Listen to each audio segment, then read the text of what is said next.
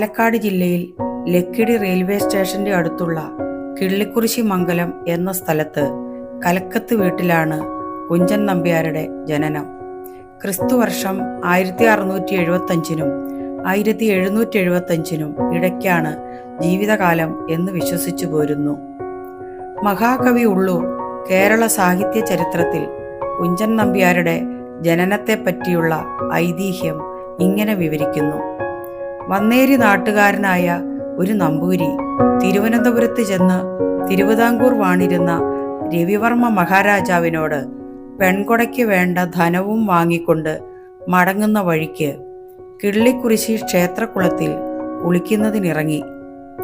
ആ അവസരത്തിൽ കൽപ്പടവിൽ വെച്ചിരുന്ന പണക്കിഴിയിന്മേൽ ഒരു പശു ചാണകമിടുകയാൽ കുളി കഴിഞ്ഞ് കിഴി കാണാതെ നമ്പൂതിരി പരിഭ്രാന്തനായി.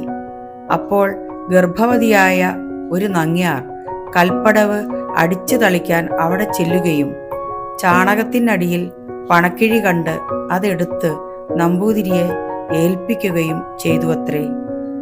ആ സ്ത്രീയുടെ സത്യസന്ധതയിൽ സന്തോഷിച്ച് നമ്പൂരി സത്പുത്രനുണ്ടാകട്ടെ എന്ന് അനുഗ്രഹിച്ചു. ആ സ്ത്രീയുടെ പുത്രനാണ് കുഞ്ചൻ നമ്പ്യാർ.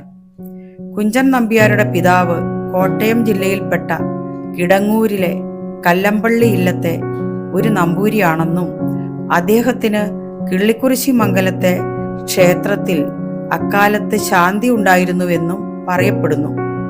നമ്പ്യാരുടെ ശൈശവത്തിൽ തന്നെ പിതാവ് മരിച്ചുപോയി. അമ്മാവനായ രാഘവൻ നമ്പ്യാരുടെ സംരക്ഷണത്തിലാണ് അദ്ദേഹം വളർന്നത്. കുഞ്ചൻ നമ്പ്യാരുടെ യഥാർത്ഥ പേര് രാമൻ എന്നായിരുന്നുവെന്നും അതല്ല കൃഷ്ണൻ എന്നായിരുന്നുവെന്നും തർക്കമുണ്ട്.